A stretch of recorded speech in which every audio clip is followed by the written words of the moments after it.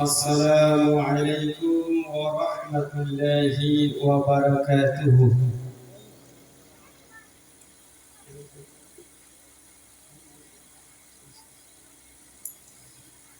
حامدا ومصليا عما بعد، أعوذ بالله من الشيطان الرجيم. بسم الله الرحمن الرحيم.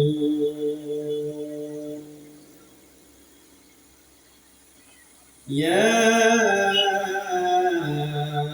أيها الناس اتقوا ربكم إن زلزلة الساعة شيء عظيم، يوم ترونها تذهل كل مرضية عما أرضعت وتضع كل ذات حمل حملها وترى الناس سكارى وما هم بسكارى ولكن عذاب الله شديد. وعن أبي هريرة رضي الله عنه قال رسول الله صلى الله عليه وسلم: إذا اتخذ الفيض على والأمانة مغرما والزكاة مغرما وتعلمان غير الدين، وأتى الرجل امرأته وعقى أمه وعدنا صديقه وعصى أباه وسهرت الأصوات في المساجد إلى آخر الحديث. وقال الله تبارك وتعالى: أعوذ بالله من الشيطان الرجيم. يوم تكون السماء كالمهل وتكون الجبال كالإهن ولا يسأل حميم حميما।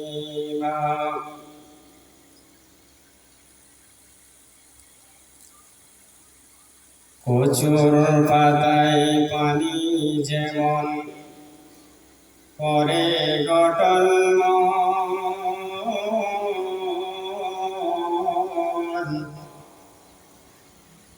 আখেরি জামানার ইমান তেমনি দুর্বল গো তেমনি দুর্বল।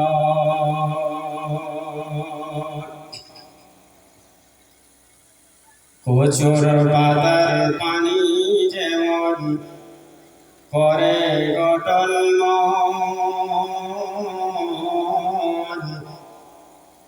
আখেরি জামানার ইমান তেমনি দুর্বল গো তেমনি দুর্বল।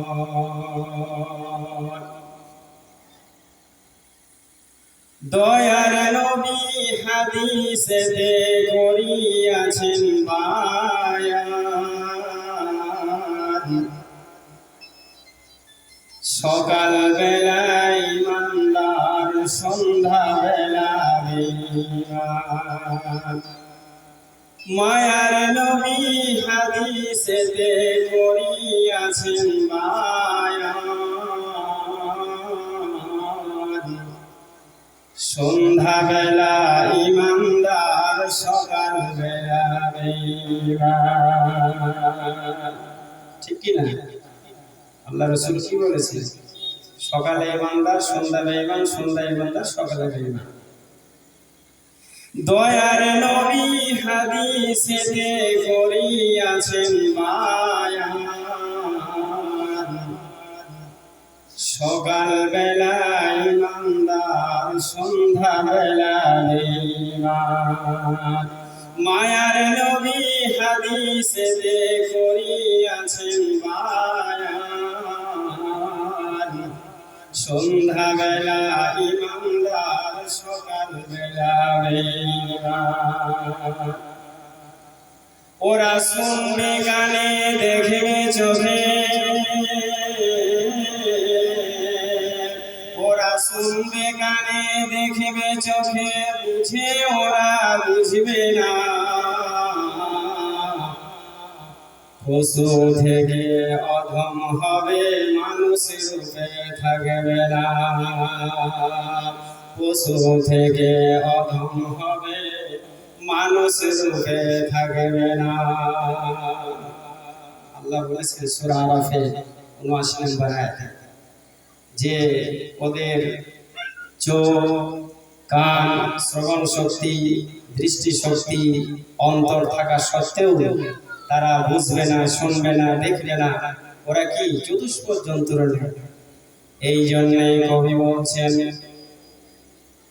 ওরা শুনবে কানে, দেখবে চোখে,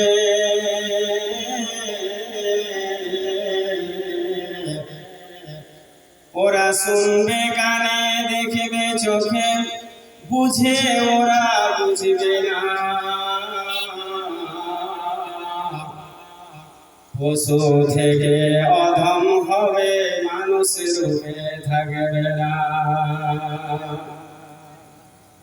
ওরা ধর্মটাকে করবে মনে, ওরা ধর্মটাকে করবে মনে, তারা যে ফুটবল।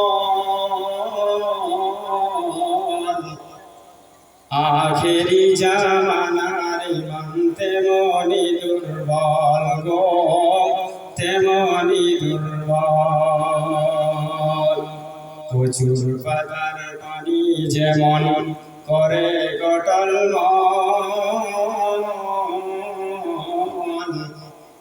আখেরি জামানার ইমান তেমনি দুর্বল গো, তেমনি দুর্বল।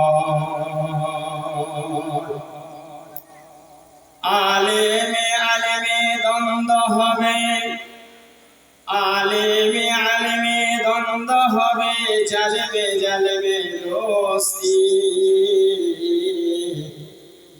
বিদ্যা সেদিন উঠে যাবে, জালেম দিবে শাস্তি। আলেমে আলেমে দ্বন্দ্ব হবে, আলেমে আলেমে দ্বন্দ্ব হবে, জালেমে জালেমে দোস্তি। বিদ্যা সেদিন উঠে যাবে, জালেম দিবে শাস্তি। বিচার আসনে বসবে রে ভাই, বিচার আসনে বসবে রে ভাই, অযোগ্যরি দল। আখেরি জামানার ইমান তেমনি দুর্বল গো, তেমনি দুর্বল।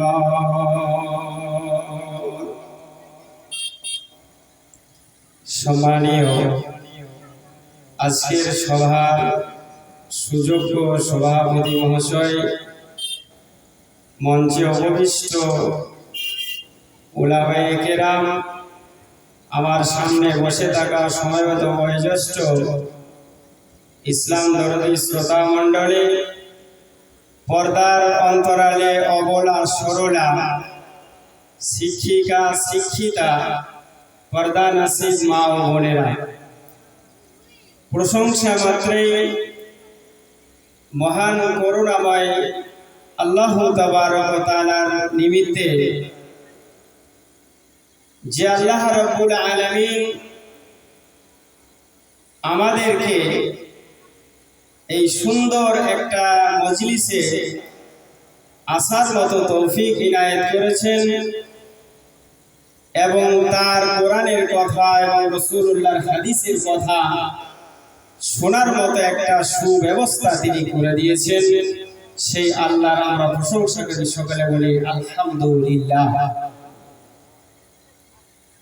দরুদ ও সালাম বর্ষিত হোক আমার আপনার তথা সারা পৃথিবীর শ্রেষ্ঠতম মানব নবী কুল শ্রমণী জনাবে আহমদ মুস্তাফা মুহাম্মদ মুস্তাফা বলুন সাল্লাল্লাহু আলাইহি ওয়াসাল্লামের উপর অসংখ্য দরুদ ও সালাম বৃষ্টির ন্যায় ঝমঝম সুরে বর্ষিত হোক। আল্লাহুম্মা সাল্লি আলাইহি আল্লাহুম্মা বারিক আলাইহি আল্লাহুম্মা আমিন। মাইকের আওয়াজ যতদূর যাচ্ছে আপনারা যারা আওয়াজ শুনছেন, আমি আশা করব বাড়িতে না থেকে জালসার প্যান্ডেলে উপস্থিত হয়ে যাবেন। মা বোনদেরও বলছি, আপনারা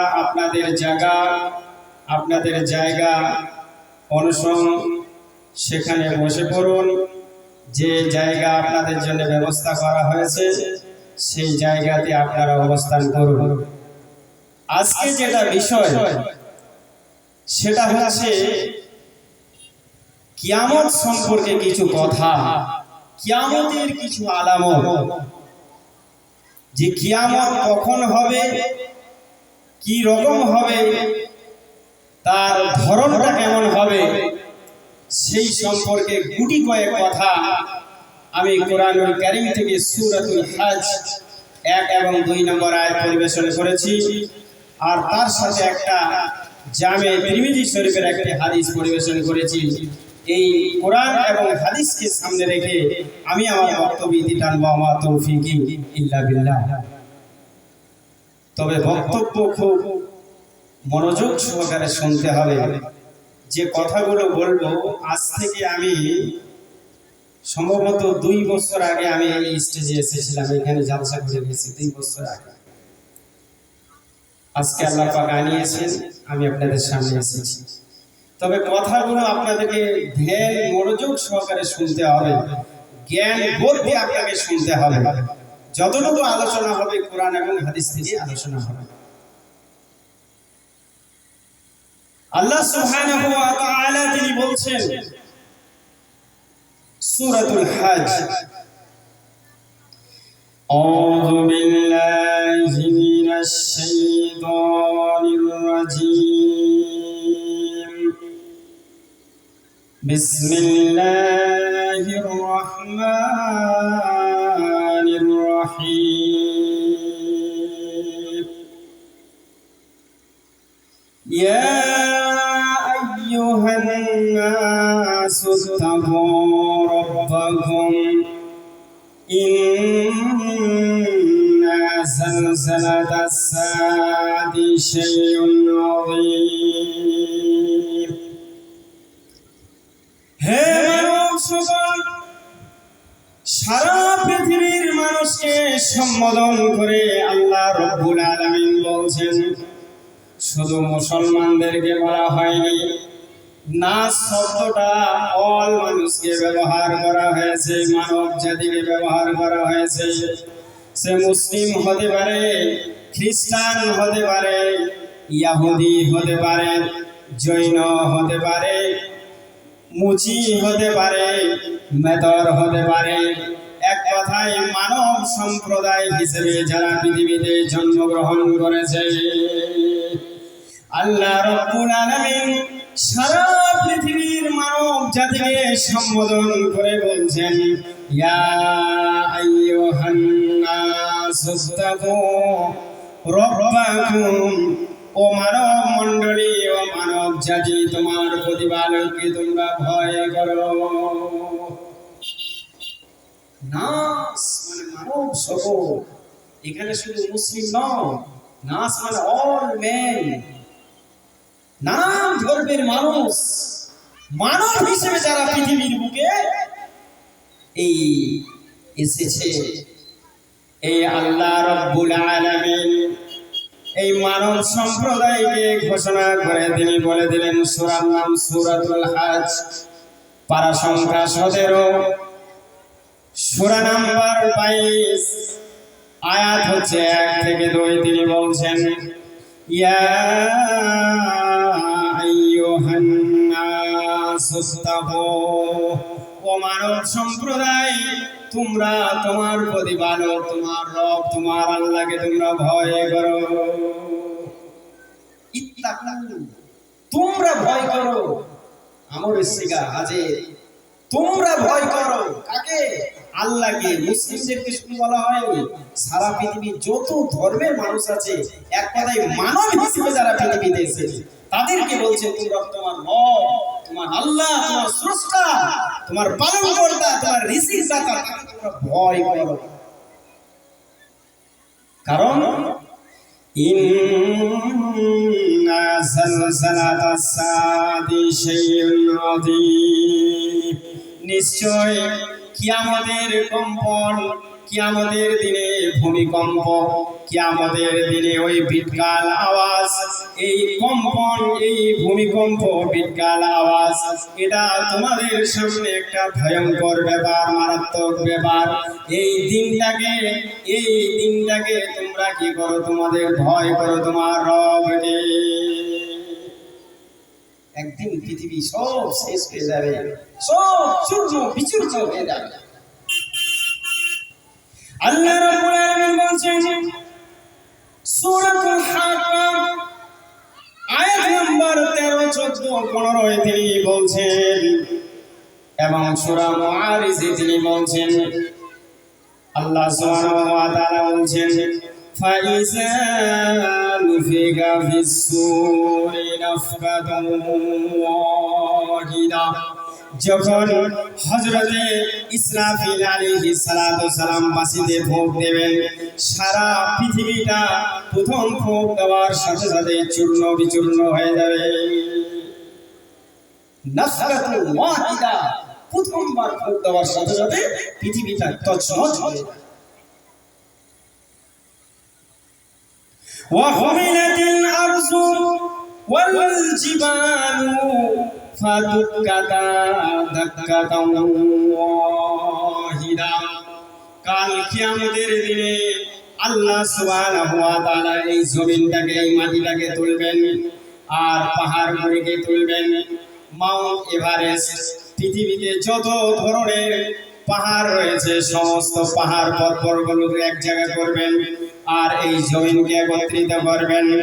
জমিন আর পাহাড়কে একত্রিত করে ফাদুক্কাতা দাক্কাতান ওয়াহিদা, জমিন আর পাহাড় টক্কর খেতে খেতে চূর্ণ বিচূর্ণ হয়ে যাবে। সূরা হাক্কাম।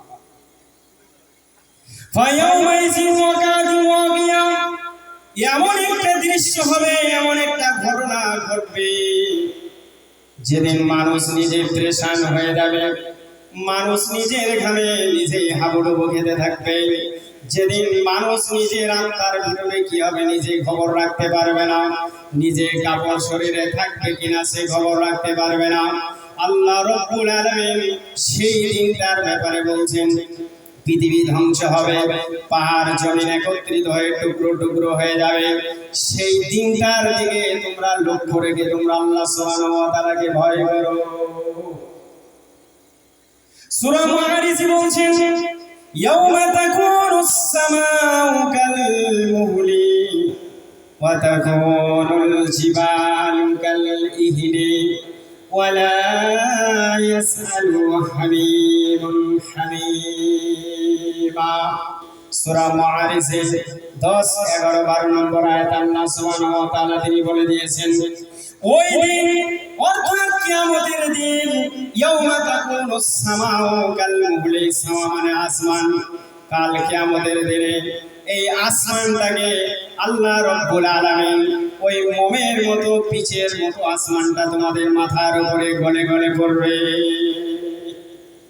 এই যে আসমান দেখছেন সাতটা আসমান, সাবা সামাওয়াত, সাতটা স্টেজ আছে আসমানে, প্রথম দ্বিতীয় তৃতীয় এইভাবে সাতটা যে আসমান রয়েছে, আকাশ রয়েছে, এই আকাশগুলো কাল কিয়ামতের দিনে আল্লাহ সুবহানাহু ওয়া তাআলা তিনি বলছেন কাল মুহলে পিচের মতো গলে গলে গলে গলে পড়বে।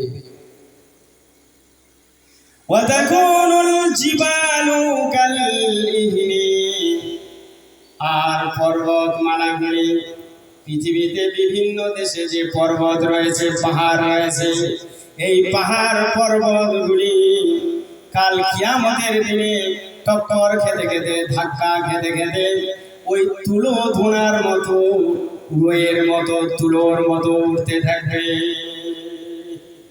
ইহিন বলা হয়, তুলো যখন যারা লেপ তৈরি করে দেখবেন একটা বাড়ি মারে, ধাই ধাই ধাই ধাই করে বাড়ি মারে, আর তুলোটা দেখবেন জমা তুলোটা ছেড়ে সামনের দিকে পড়ে যায়। আর দেখবেন এক ধরনের হালকা পাতলা তুলো, যেটা চোখে আসবে না, ওই তুলোটা হালকা হাওয়ার সাথে সাথে আকাশের দিকে উঠতে থাকে ধোঁয়ার মতো। আল্লাহ রাব্বুল আলামিন বলছেন, এই ইহিন শব্দের তাফসীর করা হয়েছে ওয়া তাকুনুল জিবালু কাল ইহনি, ওই কিয়ামতের দিনে পাহাড় পর্বতগুলি তুলোর মতো উঠতে থাকবে। দেখবেন বিভিন্ন তাফসীর খুলে এর ব্যাখ্যা বিশ্লেষণ অত করছে, শুধু একটু ইঙ্গিত দিচ্ছি।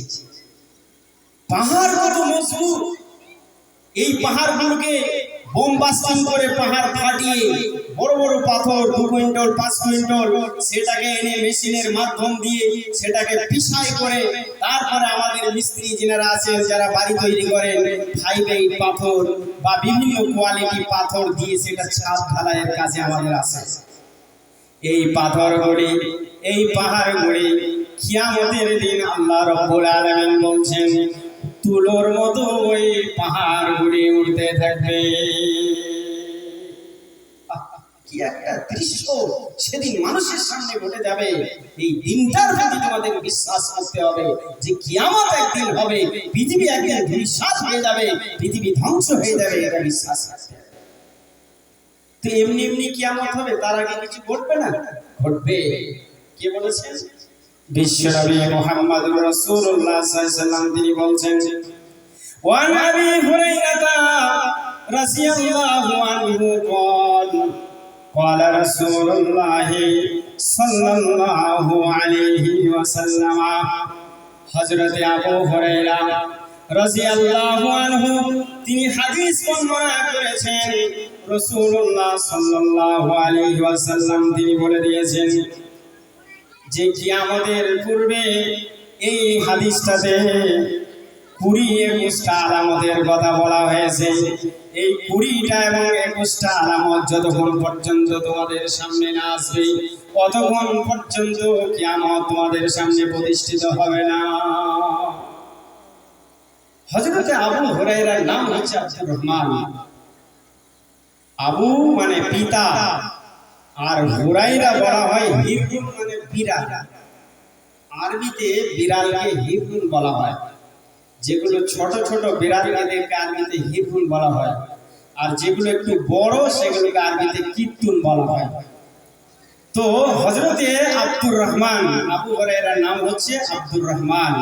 তিরমিজি হাদিসে 5টা নাম উল্লেখ আছে, তার মধ্যে 2টি নাম খুব প্রসিদ্ধ, একটা আব্দুর রহমান আর একটা হচ্ছে আব্দুল্লাহ, আর এক জায়গায় বলা হয়েছে উমার। তো আব্দুর রহমান নামটা খুব প্রতিষ্ঠিত এবং খুব পরিচিত, কিন্তু আব্দুর রহমান বলে আবু হুরায়রাকে বেশিরভাগ মানুষ জানে না। ওকে আবু হুরায়রা বলে রাবি হিসেবেই চিনে, কারণ তিনি বিড়াল ভালোবাসতেন। এই বিড়ালকে বেশি ভালোবাসতেন, যার জন্য আল্লাহ রাসূল সাল্লাল্লাহু আলাইহি ওয়াসাল্লাম বলেছিলেন, ইয়া আবা হুরায়রা, হে বিড়ালের পিতা, হে বিড়ালের পিতা। তো উনি কি বিড়াল? উনি তো মানুষ, উনি তো হাদিস বর্ণনা করছেন, উনি তো মানুষ, উনি তো বিড়াল না। আবু মানে কি পিতা, আর হিরুন মানে বিড়াল, তাহলে বিড়ালের পিতা তাহলে তো মানুষ না। উনি বিড়াল ভালোবাসতেন, ছোট ছোট বাচ্চাদেরকে, তাই আল্লাহ রাসূল খাস করে একটা উপাধি দিয়েছিলেন, ইয়া আবা হুরায়রা, হে বিড়ালের পিতা। তার মানে উনি বিড়ালের পিতা না, উনি মানুষ। ওনার নাম হচ্ছে আব্দুর রহমান, মনে রাখবেন। আবু হুরায়রার নাম হচ্ছে আব্দুর রহমান, তিরমিজি শরীফে হাদিস এসেছে। হযরত আবু হুরায়রা রাদিয়াল্লাহু তাআলা আনহু তিনি হাদিস বর্ণনা করছেন রাসূলুল্লাহ সাল্লাল্লাহু আলাইহি ওয়াসাল্লাম বলেছেন ইযা উতখিযাল ফায়ু দুআলান ওয়াল আমানাতু মাগনামান ওয়াজ যাকাতু মাগরামান। রাসূলুল্লাহ সাল্লাল্লাহু আলাইহি ওয়াসাল্লাম তিনি বলে দিয়েছেন কিয়ামতের প্রথম নম্বর আলামত হলো এই হাদিসে বলা হয়েছে যখন গনিমতের মাল, যুদ্ধলগ্ন মাল, বাইতুল ফান্ডের মাল মানুষ যখন ব্যক্তিগত সম্পদে পরিণত করে নেবে, জানবে তখন কিয়ামত তোমাদের পেছনে আসছে। আজ মসজিদের টাকা, মাদ্রাসার টাকা, স্কুলের টাকা, প্রাইমারি স্কুলের টাকা, হাই স্কুলের টাকা, পঞ্চায়েতের টাকা, গ্রাম সভার টাকা, ব্লকের টাকা, জেলা পরিষদের টাকা, রাজ্যের টাকা, দেশের টাকা সব লুটের মালে পরিণত হচ্ছে। কারণ রাসূলুল্লাহ সাল্লাল্লাহু আলাইহি ওয়াসাল্লাম বলেছেন ইজা উতখিযাল ফায়ু দুআলান, মানুষ যখন গনিমতের মাল, যুদ্ধলগ্ন মাল, বাইতুল ফান্ডের মাল, জনগণের মাল মানুষ যখন ব্যক্তিগত সম্পদে পরিণত করে নেবে। 2 নম্বরে নবী বলছেন ওয়াল আমানাতু মাগনামান, আর মানুষের কাছে যখন আমানত রাখা হবে, মসজিদের টাকাটা ক্যাশিয়ারের কাছে আমানত থাকবে, মাদ্রাসার টাকা ক্যাশিয়ারের কাছে আমানত থাকবে, প্রাইমারি স্কুলের টাকা ক্যাশিয়ারের কাছে আমানত থাকবে, হাই স্কুলের টাকা আমানত থাকবে ক্যাশিয়ারের কাছে, পঞ্চায়েতের টাকা আমানত থাকবে মানুষের কাছে, ব্লকের টাকা থাকবে, জেলা পরিষদের টাকা থাকবে, রাজ্যের টাকা থাকবে, দেশের টাকা থাকবে। এই টাকা মানুষ যখন লুটের মালে পরিণত করে নেবে, এক কথায় আমানতের খিয়ানত মানুষ যখন করবে, আর জনগণের সম্পদ, জনগণের টাকা যখন লুটের মালে পরিণত হবে। আজ হচ্ছে না? আল্লাহ নবী সাল্লাল্লাহু আলাইহি ওয়াসাল্লাম যেগুলো বলেছেন তার বাস্তব সেগুলো ঘটছে না। হাদিস তো তিনি আগেই বলে গিয়েছেন, আজ থেকে 1450 বছর পূর্বে বিশ্বনবী মুহাম্মদ রাসূলুল্লাহ সাল্লাল্লাহু আলাইহি ওয়াসাল্লাম তিনি বলে গিয়েছেন যে মানুষ যখন জনগণের টাকাকে লুটের মালে পরিণত করে নেবে। না হয় আজকে দেখুন গরিব মানুষের যদি একটু ঘর আছে, দেখবেন আস্তে আস্তে অর্ধেক ফাঁকা, বাথরুমের টাকাও খেয়ে ফেলছে। কি অবস্থা সমাজে, যেটা বাথরুমের টাকা এসেছে সেখানেও খেয়ে ফেলছে। কেন খাচ্ছে বলুন? রাসূলুল্লাহ সাল্লাল্লাহু আলাইহি ওয়াসাল্লাম তিনি হাদিসে বলেছেন, হাদিস মিথ্যা নয়, কারণ রাসূলুল্লাহ বলেছেন ওয়াল আমানাতু মাগনামান, মানুষের কাছে আমানত রাখা হবে, সম্পদ আমানত রাখা হবে, টাকা পয়সা রাখা হবে, সোনা দানা রাখা হবে, কথা রাখা হবে, জবান রাখা হবে, কিন্তু ওই মানুষ, ওই ক্যাশিয়ার, ওই জনসম্পদ সেদিন লুটের মালে পরিণত করে নেবে। 3 নম্বরে নবী বলছেন ওয়াজ যাকাতু মাগরামান, আর মানুষ যাকাত দেবে কিন্তু যাকাতটাকে মানুষ জরিমানা মনে করে দেবে। নামাজের কথা যেমন আল্লাহ পাক কোরআনে বলেছেন নামাজ হচ্ছে ফরজ, 5 ওয়াক্ত নামাজ হচ্ছে ফরজ, নামাজ যেমন ফরজ যাকাতও সেরকম আল্লাহ পাক ফরজ করেছেন। নামাজের কথা 83 বার বলা হয়েছে, যাকাতের কথা কোরআনে 82 বার বলা হয়েছে। এই যাকাত যেমন ফরজ, এই ফরজ যাকাত মানুষ দেবে না, যাকাতটাকে মানুষ জরিমানা মনে করে আদায় করবে।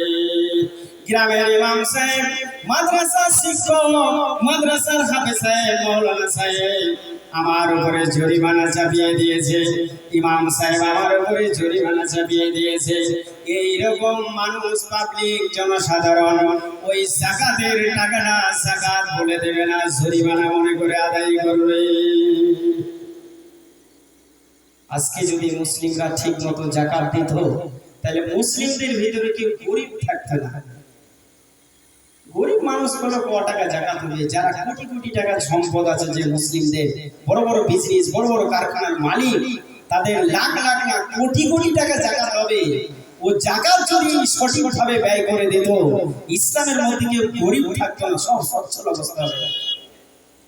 আর এই যাকাতের প্রথা কোন ধর্মের নেই, ইসলাম ছাড়া। ইসলাম ছাড়া এই প্রথা কোন ধর্মের নেই। যাকাত প্রদানটা ইসলামের মধ্যে প্রযোজ্য চালু হয়েছে, কারণ আল্লাহ সুবহানাহু ওয়া তাআলা এটাকে ফরজ করেছেন। নামাজ যেমন ফরজ, যাকাত আদায় করাটা হচ্ছে ফরজ। এই জন্যই নবী আমার বললেন, কিয়ামতের 3 নম্বর আলামত হলো ওয়াজ-যাকাতু মাগরামান। মানুষ যাকাত দেবে, কিন্তু যাকাতকে যাকাত বলে নয়, যাকাতকে জরিমানা মনে করে আদায় করবে। 3 নম্বরে নবী বলছেন। 4 নম্বরে আল্লাহ রাসূল সাল্লাল্লাহু আলাইহি ওয়াসাল্লাম বলে দিয়েছেন, ওয়া তুআল্লিমানি গায়রিদ্দিন। আর মানুষ দ্বীনি বিদ্যা অর্জন করবে না, দিন থেকে দূরে সরে চলে যাবে। অর্থাৎ মাদ্রাসায় ছাত্র দেবে না, ইংলিশ মিডিয়ামে দেবে, বাংলা মিডিয়ামে দেবে। বাংলা পড়াবে, হিন্দি পড়াবে, বিজ্ঞান সায়েন্স পড়াবে, ভূগোল পড়াবে, ইতিহাস পড়াবে, এক কথায় কমার্স পড়াবে, সায়েন্স পড়াবে, আর্টস পড়াবে, পৃথিবীতে যত ডিগ্রি আছে পড়াবে। ওরা এমএসসি পাস করাবে, এমকম করাবে, ডব্লিউবিএসএস করাবে, এলএলবি করাবে, পিএইচডি করাবে। পৃথিবীতে যত ধরনের জেনারেল বিদ্যা আছে সব তারা অর্জন করাবে, কিন্তু দ্বীনি বিদ্যা, কোরআন হাদিস তারা দূরে সরে যাবে, দিন থেকে সরে যাবে। এই জন্য নবী বলছেন, ওয়া তুআল্লিমানি গায়রিদ্দিন। দ্বীনি বিদ্যা অর্জন করবে না, কোরআন শরীফ অর্থাৎ কোরআন মাজিদ খুলে দেখবে না, কোরআন মাজিদ মসজিদে তাকেই থাকবে। সারা পৃথিবী যত মুসলিম আছে, যত মুসলিম কান্ট্রি আছে বা যত দেশ আছে, সারা পৃথিবীতে মুসলিম যত রয়েছে, সমস্ত মুসলিমদের বাড়িতে আল কোরআনুল কারীম প্রত্যেক মুসলিমের বাড়িতে আছে। এই কোরআনুল কারীম মুসলমানের বাড়িতে আলনাতে আছে, শোকেসে আছে, তাকে আছে, কার নিচে ছাদের উপরে আছে। এই প্রত্যেক বাড়িতে কোরআন থাকবে, এমনকি মসজিদ মাদ্রাসাতেও থাকবে, কিন্তু কোরআন পড়ার মতো মুসলমানের কাছে সময় থাকবে না। এই জন্যই নবী বলছেন, ওয়া তুআল্লিমানি গায়রিদ্দিন। মানুষ দিন থেকে, কোরআন থেকে, হাদিস থেকে দূরে সরে চলে যাবে। আফসোস, আজ মুসলমানরা কোরআন জানে না, এর চাইতে বড় আফসোস কি হতে পারে? যে কিতাবটা সারা পৃথিবীর মানুষ, আউট অফ ইসলাম যত ধর্মের মানুষ রয়েছে, ইসলাম ব্যতীত অন্য ধর্মে যে মানুষ রয়েছে, বিশেষ করে খ্রিস্টান, ইহুদি, তারা কোরআনকে নিয়ে গবেষণা করছে, কোরআনের প্রত্যেকটা শব্দকে নিয়ে গবেষণা করছে যে কোরআনটা এত চূড়ান্ত কিতাব হলো কি করে, আসমানি কিতাব, এই কিতাবের ভিতরে কি এমন আছে যে এই কোরআনটাকে নিয়ে খ্রিস্টান জগৎ, ইহুদি জগৎ তারা গবেষণা শুরু করে দিল। যেমন ডক্টর মরিস বুকাইলি কোরআনের উপরে গবেষণা শুরু করেছে। আল্লাহর নবী বলছেন, এই কোরআন মানুষ কি করবে? পড়বে না, কোরআন তাকেই থাকবে, মসজিদে তাকে কোরআন থাকবে, মুসল্লি কোরআন খুলে পড়বে না। প্রত্যেক মুসলমানের বাড়ি থাকবে, কোনো বাবাও খুলবে না, ভাইও খুলবে না, আমার মা বোনরাও কোরআন খুলবে না। সারাদিন বাড়ির কাছে আমার মায়েরা, আমার ভাবিরা ব্যস্ত থাকবে, কিন্তু কোরআন খোলার মতো আমার মায়েদের, ভাবিদের কাছে সময় থাকবে না। আগেকার যারা নানি দাদি খুব ভালো করে দেখে, এখন যারা বয়স্ক মানুষ আমার সামনে বসে আছেন, আপনারা খুব ভালো জানবেন, আগেকার বয়স্ক যারা নানি দাদি যিনারা আছেন, বা যিনারা চলে গিয়েছেন তারা সারাদিন সংসারের কাজকর্ম করার পরে এই সন্ধ্যার সময় মাগরিবের নামাজের পর বা ইশার নামাজের পর দেখবেন বাচ্চা কাচ্চা শুয়ে দেওয়ার পরে ঘুমিয়ে পড়ানোর পরে বাচ্চা ঘুম পড়িয়ে দেওয়ার পরে ওই দেখবেন একটু কোরআন এক পারা হোক 2 পৃষ্ঠা হোক 5 পৃষ্ঠা হোক তারা পড়তো। কিন্তু বর্তমান সায়েন্সের যুগে আমার মায়েরা, আমার ভাবিরা, আমার বৌদিরা কোরআন খুলে না, বলে কোরআন খুললে আমার অন্য সিরিয়াল লাগা নষ্ট হয়ে যাবে।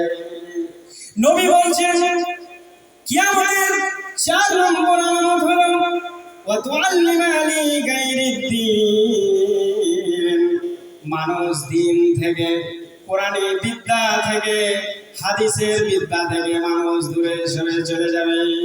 পৃথিবীতে যত ধরনের বিদ্যা আছে তারা অর্জন করবে, কিন্তু কোরআন পড়বে না, হাদিস পড়বে না, হাদিস কোরআন চর্চাও করবে না। 5 নম্বর নবী বলেছেন ওয়াতার রাজুলু ইমরাতাহু, আল্লাহর নবী সাল্লাল্লাহু আলাইহি ওয়াসাল্লাম 5 নম্বর কিয়ামতের আলামত বলছেন প্রত্যেক স্বামী যাদের বিয়ে হয়েছে, যত এই পৃথিবীতে স্বামী হিসেবে আছে, এই প্রত্যেক স্বামী তার স্ত্রীর কথা শুনে ওঠা বসা করবে। মানে স্ত্রী যা বলবে স্বামী সেই মোতাবেক চলাফেরা করবে। আমার গান মেয়া বাপরা খুব ভালো ভাইরা, বইয়ের কথা শুনুন তো, যদি না শুনেন কেতা বালিশ দেখবেন খাটের নিচে পড়ে আছে, বালিশ আর পাশে নেই, বালিশ দেখবেন নিচে পড়ে আছে।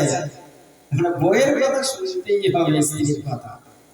রাসূলুল্লাহ সাল্লাল্লাহু আলাইহি ওয়াসাল্লাম বলেন, হাদিস বলছি শুধু অনুবাদ করছি, রাসূলুল্লাহ বলেছেন ওয়াতার রাজুলু ইমরাতাহু, প্রত্যেক পুরুষ মানুষ যাদের বিয়ে হয়েছে, এই স্বামী হিসেবে যারা আছে প্রত্যেকে তারা বইয়ের কথায় ওঠা বসা করবে। কেমন জানেন? একটা উদাহরণ ধরুন, দেওগঙ্গা থানার যে সামনে যে হাই স্কুল রয়েছে, দেওগঙ্গা হাই স্কুল, এই হাই স্কুলের হেডমাস্টার ও নিজের স্ত্রীকে খুব ভয় করে চলে। মানে স্ত্রী যা বলে মাস্টারমশাই তাই হয়, খুবই ভয় করে স্ত্রীকে। আর পৃথিবীতে এমন কেউ নেই যে নিজের স্ত্রীকে ভয় করে, সবাই ভয় করে চলে। এই দেখবেন এখানে মানে পার্টির মিছিলে হোক, সভাতে হোক, সব জায়গাতে আলেম ওলামা সব পড়ে, বিশাল কিছু হাত তুলে কথা বলবে, কিন্তু বইয়ের কাছে যেই দেখবেন ওই জড়সড়, মানে বইয়ের কাছে কথা খুব নরম সুর। তো দেওগঙ্গার একটা উদাহরণ দিচ্ছি যে হাই স্কুলের হেডমাস্টার উনি নিজের স্ত্রীর কথা খুবই উঠা বসা করেন, কথা শোনেন, বইয়ের কথা চলাফেরা করেন। তো উনি মনে মনে ভাবছেন যে আমি তো খুব স্ত্রীর কথা শুনে ওঠা বসা করি, তা আমার স্কুলে তো আরো তো 20 জন টিচার আছে, তো এনারা কি স্ত্রীর কথা শুনে ওঠা বসা করে নাকি একটু দেখা যায়। হেডমাস্টার মশাই যখন হাফ টাইম হয়েছে, টিফিনের ছুটি হয়েছে, সমস্ত টিচারদেরকে অফিসে ডেকে বলছে আজকে আমার একটা প্রশ্ন আছে, প্রশ্নের উত্তর আপনাদের দিতে হবে। মাস্টার হতভম্ব হয়ে গেছে, কি এমন বলবে। কেউ ভাবছে হয়তো 2 মিনিট লেটে ক্লাসে গিয়েছে ঝাড়বে, কেউ ভাবছে হয়তো 2 মিনিট পরে আমি সিগনেচারটা করেছি রাইট টাইমে হয়নি, তাহলে আমাদের কিছু বলতে নানান রকম ভেবে নেবেছে। হেডমাস্টার মশাই সমস্ত টিচারদেরকে অফিসে ডেকে বলছে, স্যার আপনাদেরকে আমি একটা প্রশ্ন করব, এই প্রশ্নের উত্তর যদি আপনারা দিতে পারেন তাহলে আমার মনের দিক থেকে আমি তৃপ্তি পাবো। সমস্ত টিচার অফিসে বসে গেল। হেডমাস্টার মশাই বলছেন, আচ্ছা বলুন তো আপনারা কে কে নিজের স্ত্রীকে ভয় করে চলেন, স্ত্রীর কথায় ওঠা বসা করে চলেন? যারা নিজের স্ত্রীর কথায় ওঠা বসা করে চলবেন তারা ঘরে সব বাঁদিকে দাঁড়াবে, আর যে নিজের স্ত্রীর কথা শুনবে না, কথা মোতাবেক চলবে না, তারা ডান সাইডে দাঁড়াবে। হেডমাস্টার মশাই বলছেন, যারা নিজের স্ত্রীর কথা শুনে ওঠা বসা করো, যারা চলো, তারা সব বাঁদিকে, আর যে যে টিচার নিজের স্ত্রীর কথা মোতাবেক ওঠা বসা করে না, চলে না, সে ডান দিকে যায়। এখন হেডমাস্টারের কথা শুনে সমস্ত টিচার সব মা দিকে দাঁড়িয়েছে, মানে সব ঘরে বইয়ের কথা শুনে চলে। কিন্তু একজন মাস্টার মশাই উনি ডান সাইডে দাঁড়িয়েছে, সবাই বাঁ দিকে দাঁড়িয়েছে। বইয়ের কথা তো সব শোনে, না হয় কেদা বালিশ নিচে পড়ে থাকবে, আর ভাত থাকবে তরকারি পাবে না। যদি গিলাস থাকে পানি নেই, আর যদি গিলাস কোনো রকম থাকে তো জগ আর পাবে না পাশে, জগ আপনাকে কলতলায় খেয়ে আসতে। কথা যদি হেডমাস্টার মশাই কথা শুনে সমস্ত টিচার বাঁ দিকে দাঁড়িয়েছে, কিন্তু একজন টিচার, একজন শিক্ষক ডান সাইডে দাঁড়িয়েছে।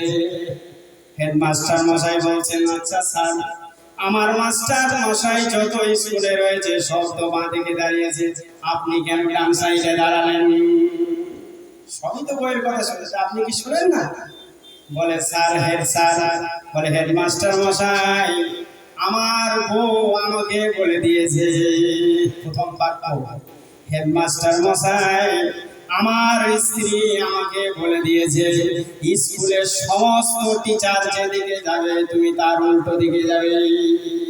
এই জন্যে আমার বইয়ের কথা শুনে আমি ডান দিকে দাঁড়িয়েছি। বলে তোমার বউকে ভয় করো?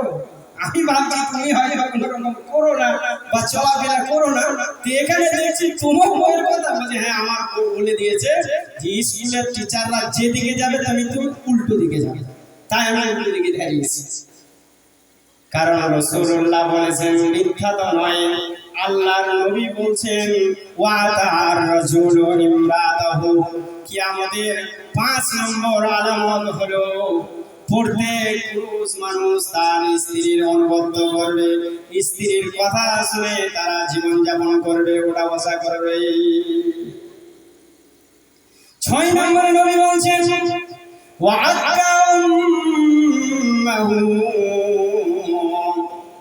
আর সন্তান যারা রয়েছে, এই পিতা মাতার যারা সন্তান রয়েছে, যুবক যুবতী যারা রয়েছে, এই সন্তানেরা নিজের মায়ের অবাধ্য চলাফেরা করবে। অর্থাৎ বাপ যখন ওই ছেলেকে বলবে, মা যখন নিজের সন্তানকে বলবে, খোকা নামাজ পড়ো, আজান হয়েছে, খোকা বাজারে যেও না, আজান হয়েছে, নামাজ আদায় করো, খোকা ভালো কাজ করো, তাসের আড্ডায় বসো না, মদের আড্ডায় বসো না, অযথা কোনো গল্প গুজবের আড্ডায় বসো না, আজান হয়েছে মসজিদে যাও, মসজিদে যেয়ে নামাজ আদায় করে নাও।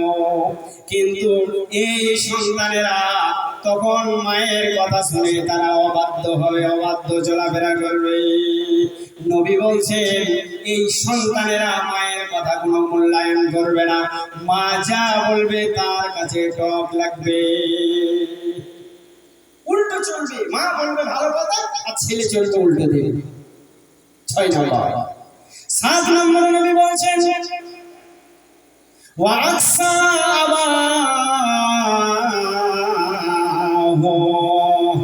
আর কিয়ামতের 7 নম্বর আলামত হলো জন্মদাতা তোমার পিতা।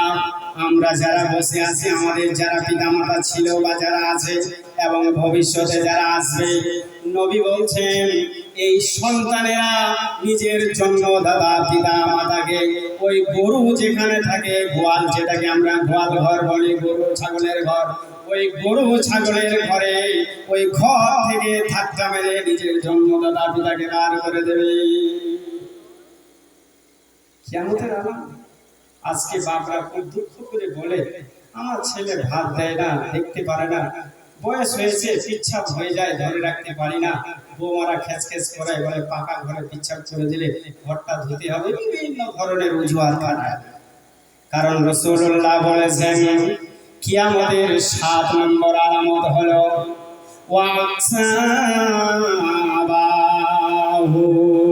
তোমার জন্মদাতা পিতা, ওই পিতাকে নিজের সন্তানেরা বাপকে ঘাড় ধাক্কা দিয়ে গরুর গোয়ালের পাশে জায়গা করে দেবে, ঘাড় ধাক্কা দিয়ে ঘর থেকে বার করে দেবে।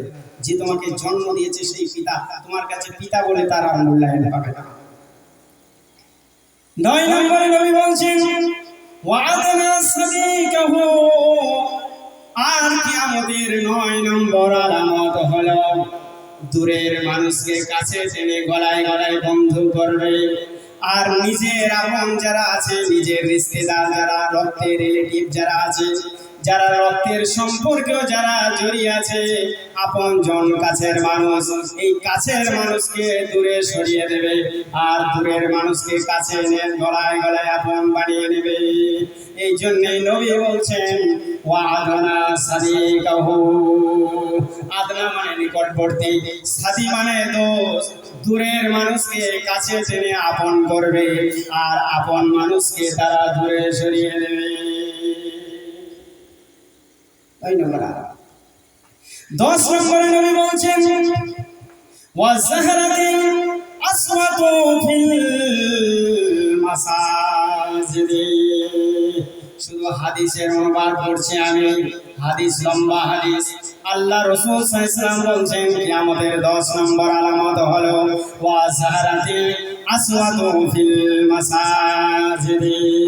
পৃথিবীতে যত মসজিদ আছে, এই ভারতবর্ষ নয়, পাকিস্তান, বাংলাদেশ নয়, সৌদি আরব, কাতার, দুবাই নয়, সারা পৃথিবীতে যত কান্ট্রি আছে, যত দেশ আছে, যত দেশের মসজিদ আছে, যত গ্রাম আছে, যত পাড়া আছে, এই সমস্ত মসজিদে গন্ডগোল শুরু হয়ে যাবে। ইমামকে নিয়ে গন্ডগোল, মুয়াজ্জিনকে নিয়ে গন্ডগোল, ম্যানেজিং কমিটির সাথে গ্রামের মানুষের গন্ডগোল, ইমামের সাথে গ্রামের মানুষের গন্ডগোল, মুয়াজ্জিনকে নিয়ে ইমামের সাথে গন্ডগোল। এইভাবে মসজিদে নামাজ হবে, আল্লাহু আকবার বলে ইমাম সাহেব নামাজ আদায় করাবেন, কোরআন তেলাওয়াত হবে, আর পেছনের কাতারে মারপিট হবে মসজিদকে কেন্দ্র করে। কারণ নবী বলেছেন ওয়াজাহরাতিল আসওয়াতু ফিল মাসাজিদ, মসজিদ এক বচন, মাসাজিদ বহু বচন। সারা পৃথিবীতে যত মসজিদ আছে ওইভাবে গন্ডগোল শুরু হয়ে যাবে। হচ্ছে না? দেখুন বিভিন্ন জায়গায় মসজিদে ইমামকে নিয়ে গন্ডগোল, মুয়াজ্জিনকে নিয়ে গন্ডগোল, ম্যানেজিং কমিটিকে নিয়ে গন্ডগোল, গ্রামের মানুষের সাথে গন্ডগোল। এই চলবে কে বলেছেন? নবী মুহাম্মদ রাসূলুল্লাহ সাল্লাল্লাহু আলাইহি ওয়াসাল্লাম তিনি বলেছেন কিয়ামতের 10 নম্বর আলামত হলো সমস্ত মসজিদে গন্ডগোল শুরু হয়ে যাবে। 11 নম্বর কিয়ামতের আলামত ওয়াসাদাল কাবিলাতা ফাসিকুহুম। খুব মনোযোগ সহকারে বক্তব্য শুনবেন, আপনাদের আমি বলছি, ফালতু কথা বলতে আসেনি, পড়াশোনা করে তারপরে আপনার সাথে আমি বক্তব্য রাখছি। আল্লাহর নবী সাল্লাল্লাহু আলাইহি ওয়াসাল্লাম বলছেন কিয়ামতের 11 নম্বর আলামত হলো ওয়াসাদাল কাবিলাতা ফাসিকুহুম। সাদা মানে নেতা, কাবিলা মানে গোত্র, পাড়া প্রতিবেশী। ওই ফাসিক মানুষ, গুনাহগার মানুষ, পাপিষ্ঠ মানুষ সমাজ পরিচালনা করবে। যার নামাজ নেই, যার কোরআন পড়া নেই, যার বিদ্যা নেই, যে সমাজে সর্বদা খারাপ কাজ করে, গুনার কাজ করে, এরকম পাপিষ্ঠ ব্যক্তি, গুনাহগার ব্যক্তি সমাজ পরিচালনা করবে। ওয়াসাদাল কাবিলাতা ফাসিকুন, ফাসিক মানে গুনাহগার, আর সাদা মানে নেতা, কাবিলা মানে গোত্র, পাড়া প্রতিবেশী। তো পাড়া প্রতিবেশী গ্রামের নেতা হবে কে? গুনাহগার মানুষ, সে সমাজ পরিচালনা করে। 11 নম্বর। 12 নম্বর কিয়ামতের আলামত নবী বলছেন ওয়া কানা যাইমুল কওমি আরসালুহুম। কিয়ামতের 12 নম্বর আলামত হলো অশিক্ষিত মানুষ, অশিক্ষিত মানুষ সমাজের কর্ণধার হবে, সমাজ পরিচালনা করবে।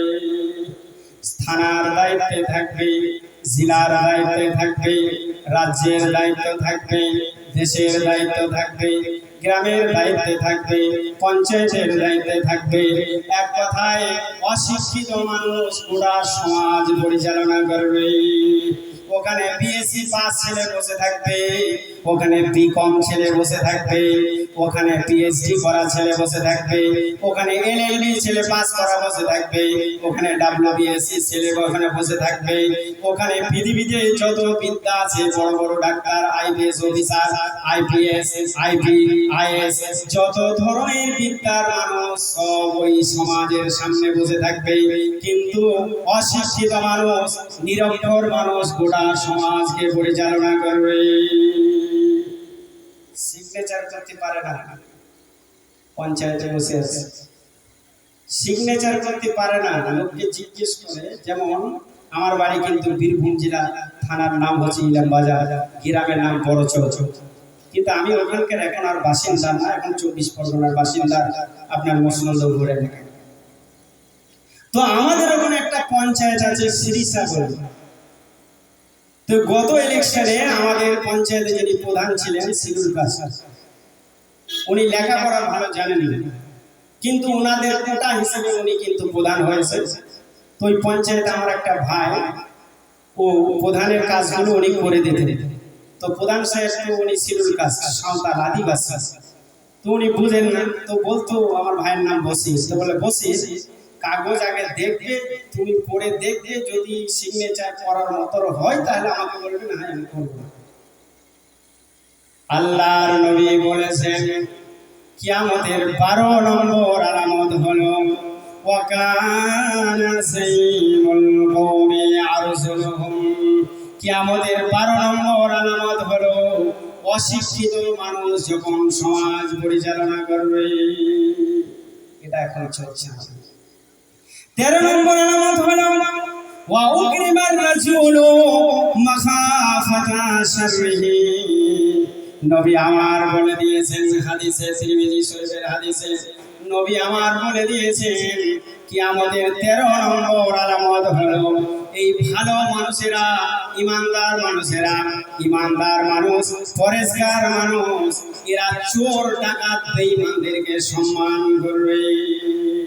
যারা ইমানদার মানুষ, হাজী সাহেব মানুষ, পরেশগার মানুষ, নামাজি মানুষ, ওই চোর ডাকাতের অন্যায় থেকে, তাদের অনিষ্ট থেকে এই ভালো মানুষ তার কাছে নিজে আত্মসমর্পণ করবে।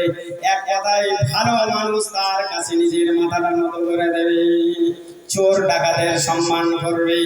ভালো মানুষ উচিত ছিল চোর ডাকাতের ভালো মানুষকে সম্মান করা, হাজী সাহেবকে সম্মান করা, নামাজি পরেশগার মানুষকে সম্মান করা, বয়স্ক মানুষকে সম্মান করা, বড়দের শ্রদ্ধা করা। কিন্তু পুরো উল্টো, এই নামাজি মানুষ চোর ডাকাতের সম্মান করবে, তাদের অনিষ্ট থেকে বাঁচার জন্য তাকে সম্মান করবে। 13 নম্বর।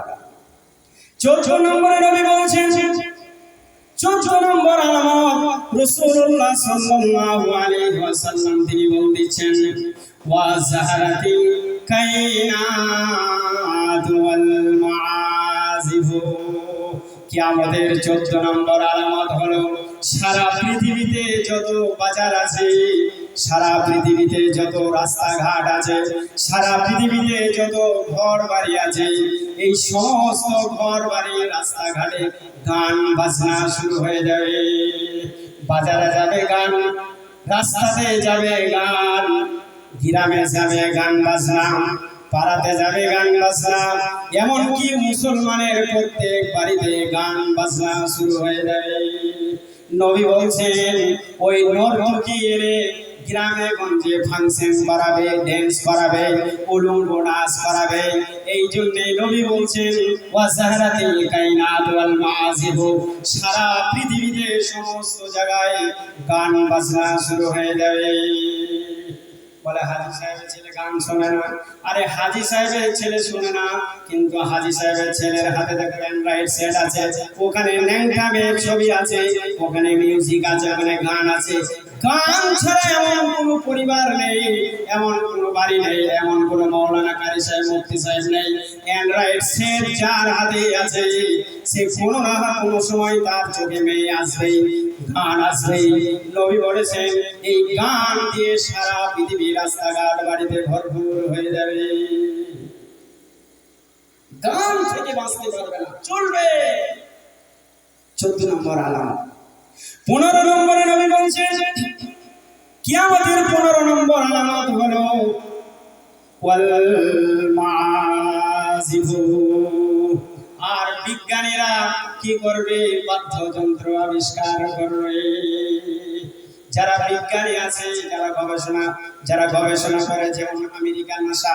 আমেরিকা একটা জায়গার নাম নাসা। নাসা শব্দের অর্থ হচ্ছে গবেষণাগার, যেখানে গবেষণা করা হয় কোনো একটা বিষয়কে কেন্দ্র করে। এই গবেষণাগারে নাসার বিজ্ঞানীরা বা পৃথিবীর বিভিন্ন গবেষণাগারে তারা কি করবে? এমন কিছু জিনিস বানাবে, বাদ্যযন্ত্র বানাবে, যেগুলো তোমাদের কাছে আশ্চর্য লাগবে।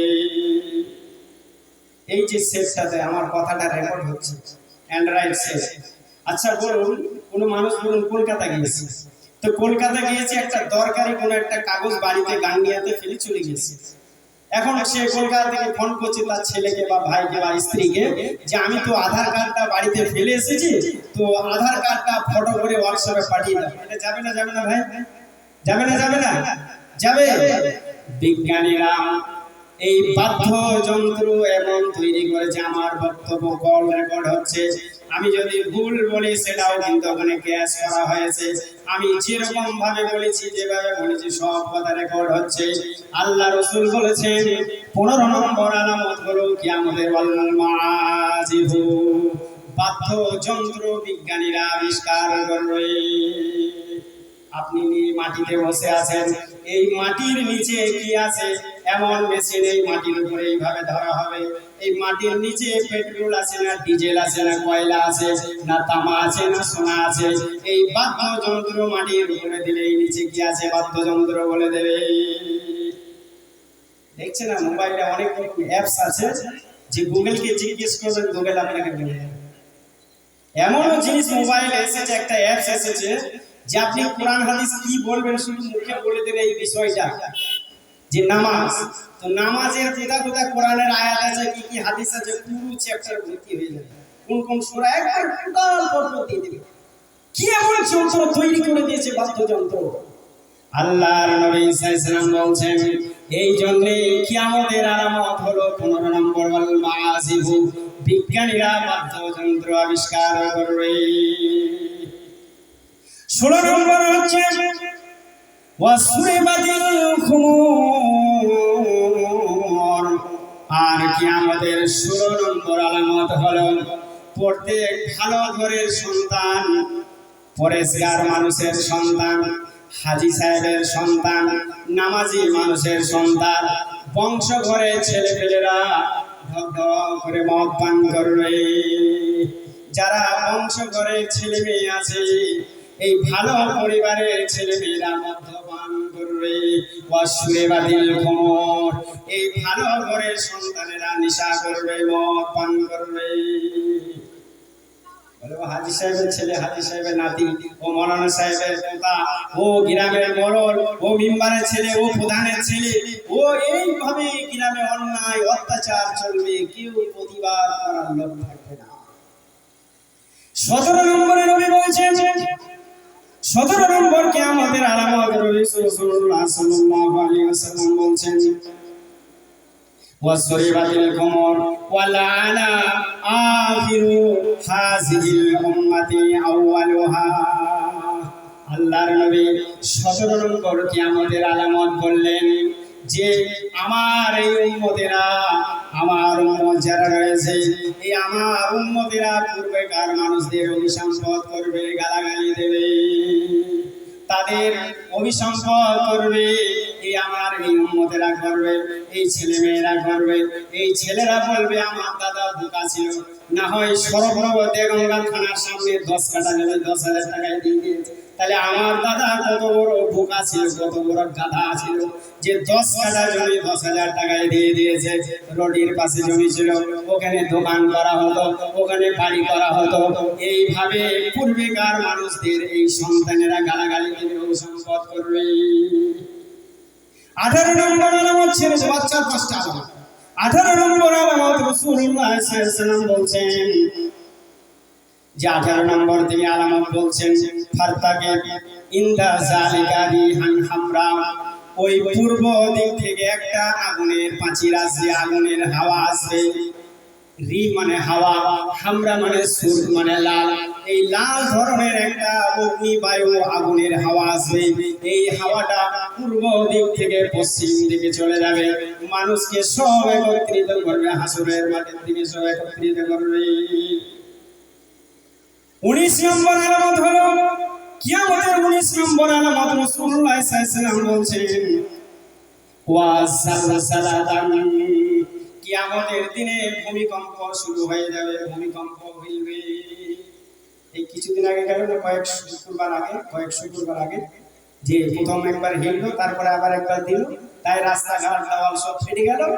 আচ্ছা বলুন তো, এই মাটিকে হিলাবার মতো শক্তি কার আছে?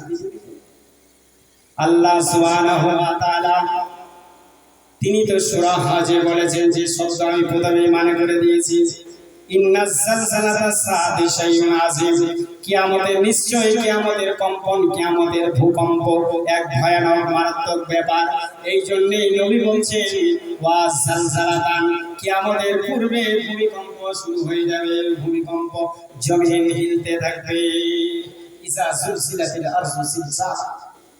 21 নম্বর আলামত হলো ওয়া খাসফান, মাটি ধসে যাবে। আপনি বসে থাকবেন, আপনি দাঁড়িয়ে থাকবেন, কিন্তু মাটি ধসে চলে যাবে। যেমন নদ নদী আছে, দেখবেন বন্যার সময় মাটি আছে, পানির ধাক্কাতে মাটি ধসে চলে গেল, মাটি ধসে যাবে। নবী বলছেন ওয়া খাসফান, কি হবে? বসে থাকবে, অটোমেটিক মাটি নিচে ধসে চলে যাবে। 22 নম্বর আলামত হলো ওয়া মাসখান, আর সূরার পরিবর্তন হবে, চেহারা পরিবর্তন হবে। সকালে দেখবে লোকটা ফজরের নামাজে ছিল, আবার সন্ধ্যায় দেখবে তাসের আড্ডায় বসে আছে। সকালে লোকটা দাড়ি ছিল, মুখে এক গাল দাড়ি ছিল, বিকেলে সন্ধ্যায় দেখবে ওই মানুষটা পুরো চাষ সাফান সাফা মানে চেঁচে পুরো করে দিয়েছে। সকালে মানুষটা ইমানদার, বিকেলে বেঈমান হয়ে গিয়েছে। সূরার পরিবর্তন এমন ভাবে চুলের কাটিং করবে আমার যুবক ভাইয়েরা, নারিন কাট, রাসেল কাট, এমন এমন কাটিং করতো। আগেকার মানুষরা অন্যায় করলে তাকে জুতোর মালা পরাতো, চুল এমন ভাবে কাটতো সমাজের চোখে খারাপ লাগার জন্য। এখন সেই খারাপটা ফ্যাশনে পরিণত হয়েছে, কারণ নবী সাল্লাল্লাহু আলাইহি ওয়াসাল্লাম বলছেন ওয়া খাসফান ওয়া মাসখান, এই মানুষের সূরাত পরিবর্তন হবে, সকালে এক, সন্ধ্যায় এক, সন্ধ্যায় এক, সকালে এক, এরকম হয়ে যাবে। লাস্ট আলামত 23 নম্বর আলামত হলো ওয়া কাসফান, আকাশ থেকে আল্লাহ পাক কি করবেন? পাথরের বৃষ্টি বর্ষণ করবে। আমাদের যেমন টিপ টিপ করে এখন বৃষ্টি হচ্ছে, কিয়ামতের দিন আকাশ থেকে পাথরের বৃষ্টি বর্ষণ করা হবে। এই পাথরের বৃষ্টি এই মানুষের মাথার উপরে ঝরঝর করে পড়বে, একটা একটা করে পরপর আসবে। হাদিসে আল্লাহ রাসূল বলছেন যে তাতাবাউ কানাজাবিল ফাতিয়া সিলসাউ তাতাবাউ, কিয়ামতের আলামতগুলো ওই রকম পরপর আসবে, যেমন একটা পুঁথির মালা। আজ থেকে 2-4 বছর বা 10-20 বছর পেছনে যায়, দেখুন সাদা সাদা লাল লাল মেয়েরা, ছোট ছোট মেয়েরা মালা পরতো, গলাতে সাদা লাল বিভিন্ন কালারের সুতো দিয়ে গাঁথা। ওই সুতোটা যখন আপনি কেটে দেবেন, মালাগুলো ঝরঝর করে নিচে পড়ে যাবে। রাসূলুল্লাহ বলেছেন কিয়ামতের আলামতগুলো পরপর ওইভাবে চলে আসবে। এই জন্য আল্লাহ পাক বলছেন ইয়া আইয়ুহান নাস ইত্তাকু রাব্বাকুম, হে মানব সকল, মানব সম্প্রদায়, তোমার রব, তোমার প্রতিপালক, তোমার স্রষ্টাকে তোমরা ভয় করো, কারণ ইন্না জালজালাতাস সাআতি শাইউন আযীম, কিয়ামতের কম্পন, কিয়ামতের দিনটা এক ভয়ানক ব্যাপার, মারাত্মক ব্যাপার। অতএব সেই দিনটা বিশ্বাস করো আর তোমার রবকে ভয় করো, যেদিন তোমার আমার সকল মানুষের হিসাবের সম্মুখীন হতে হবে। আল্লাহ নবী কি বলেছেন? যে হিসাব দিতে হবে। আল্লাহুম্মা হাসিবনি হিসাবান ইয়াসিরা, ও আল্লাহ তুমি আমার হিসাবটাকে সহজ করে দাও, আল্লাহ নবী বলেছেন। তো এই কিয়ামতের আলামত আসবে, আমরা কি করে বাঁচবো? আমাদের বাঁচতে গেলে একমাত্র ঈমানদার হতে হবে, ঈমানদার হতে হবে। আতিউল্লাহ ওয়া আতিউর রাসূল, আমাদের আল্লাহ এবং আল্লাহর রাসূলের ইতাআত অনুসরণ করতে হবে, তবেই বাঁচতে পারবেন, না হয় বাঁচার কোনো লাইন নেই। আল্লাহ সুবহানাহু ওয়া তাআলার কাছে দোয়া করি, ওগো মাবুদ, আমাদের সকলকে তুমি ঈমানদার করো, আমাদের সকলকে তুমি মুমিন মুত্তাকি মানুষ বানিয়ে নাও এবং আমাদের অতদিন পর্যন্ত মৃত্যু দিও না যতদিন ভাবে আমরা পূর্ণাঙ্গভাবে ঈমানদার না হতে পারবো। আমরা পাক্কা মুমিন মুসলমান করে তুমি আমাদের মৃত্যু দিও। আল্লাহুম্মা মান আহইতাহু মিন্না ফাআহইহি আলাল ইসলাম ওয়া মান তাওয়াফাইতাহু মিন্না ফাতাওয়াফাহু আলাল ঈমান। আল্লাহুম্মা লা তাহরিমনা আজরাহু ওয়া লা তাফতিননা বাদা। আমরা যে জানাজার নামাজে যে দোয়াটা বলি লাস্টের যে অংশ, যোগ আল্লাহ আমরা যতদিন বাঁচবো যেন ইসলাম ধর্মে পিলারের মতো থাকি, ঝড় ঝাপটা যাই আসুন না কেন যেন বিগড়ে না যায়, ইসলাম ধর্মের উপরেই প্রতিষ্ঠিত থাকতে হবে। ওয়ামান তাওফাইতাহু মিন্না ফাতাওয়াফা আলাল ঈমান। আর যেদিন আমরা মারা যাব আমরা যেন ঈমানের অবস্থায় আমাদের জন্য মৃত্যুবরণ হয়। দোয়া করতে হবে ঈমানের অবস্থায় যেন আমার মৃত্যুবরণ হয়। আল্লাহুম্মা লা তাহরিমনা আজরাহু। ওগো আল্লাহ, আমরা নামাজ পড়ে, রোজা রেখে, দান খয়রাত করে, হজ করে, উমরা করে, যাকাত দিয়ে, ভালো কাজ করে, সত্য কথা বলে যতটুকু নেকি সঞ্চয় করেছি এই নেকিটাকে তুমি বরবাদ করে দিও না। ওয়ালা তাফতিননা বাদা। আর আমাদেরকে পরকালে কোনো মুসিবতের মধ্যে তুমি ফেলে দিও না। আল্লাহর কাছে এটাই দোয়া করি। আসসালামু আলাইকুম ওয়া রাহমাতুল্লাহি ওয়া বারাকাতুহু।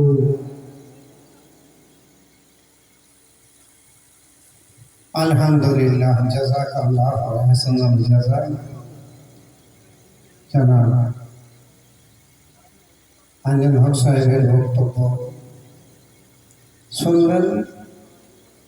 কোরআন হাদিসের বিচার কাল কিয়ামতের ভয়াবহ পরিণতি